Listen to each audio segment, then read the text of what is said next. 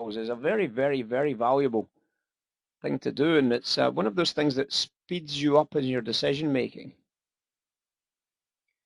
If I see real liquidity levels, for example, coming in and I start thinking about this, I start saying to myself, okay, well, I've got the real liquidity, but have I got any book selling that I could lean against that really makes a difference? And the answer was not really. I can see that they're pulling liquidity away to try and bring the price up. That's what those little blue boxes above the price are. They're offers being pulled, which is obviously bullish, to try and pull the price up into top edges. But one of the things I recognize, of course, is that we go from 180 to 200 odd lot contracts here to just 10. Where's all the volume gone? Is the first thing that I think. Where's the volume gone? The second thing I can see is that they pull the liquidity just below the bottom edge. See that little red box there? So on this big green candle,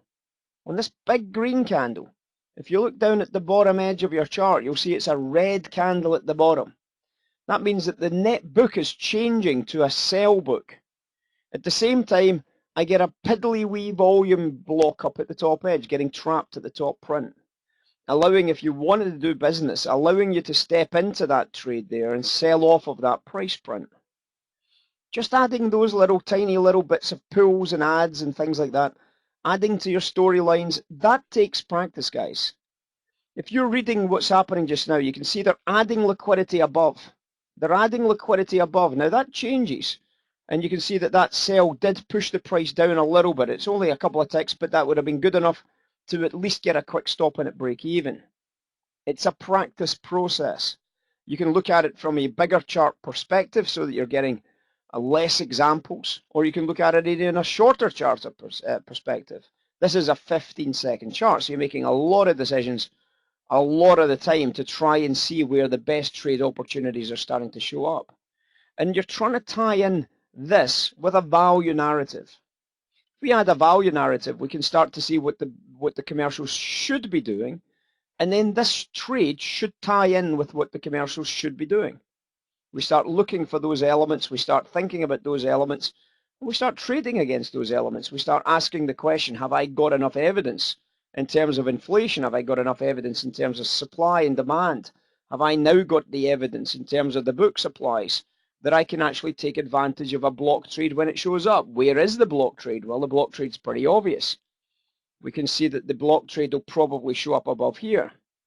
But where's the big liquidity? We haven't seen any yet. So we need to see some big liquidity coming in. Alternatively, we might see this liquidity here and here and here. They might all pull away, and obviously that might open the door for a sell to come in. But obviously this is what we're trying to do as traders. We're trying to build out this narrative so that when it does set up, we're ready to deal it. We're not making it up. We're not just jumping in randomly. We know where the liquidity grab is likely to be. It's right there against that price. It might be the top edge that we've already established over here. So we know there's a big vacuum of liquidity sitting up here. We can see that the book not really doing very much, but you can see there's a lot more net selling coming in now in terms of the overall shape of this book. It's starting to build a case for a short trade, isn't it? Now, obviously, that case is enhanced by looking at your value lines. You can start to look at your value lines during that process, and you can start seeing whether the case is enhanced or whether it's getting worse. And you can see that there is a very strong case, actually, for this trade to be working on the short side away from those highs. So what are you going to do? You start looking for that sell trade. You start putting in your sell orders. You're working offers, in other words. So as soon as you get the offer coming in, you take it. As soon as you see the imbalance coming in, you take it. As soon as you see the block volumes, you take it. There's a lot of ways to start recognizing the opportunity. And obviously, based on this whole picture, you may not get the trade once, you may not get the trade twice. It may take 2 or 3 or 4 occasions to try and get the very best price. But if you're doing pristine trading, if you're trading in a very, very pristine way, and you're using the best of the tools that you've got available to you, you'll find that you'll be able to get scratches, worst case, possibly get a 5-tick profit in a scratch, and you might still be able to make even some money if the price even doesn't break south. You can still end up walking away with a bit of a profit, or worst case scenario, of course, a break even. Worst case scenario, a break even. So this is what we're watching. This is what we're careful with. We have these elements in the background, and we just have to make sure we don't lose sight of them. There's a big block sale. There's a block sale there that's just got trapped, and there's the seller coming in behind, and the price has just dropped off the 70s down to 65s. Another stop at break even, guys, on that short oil trade.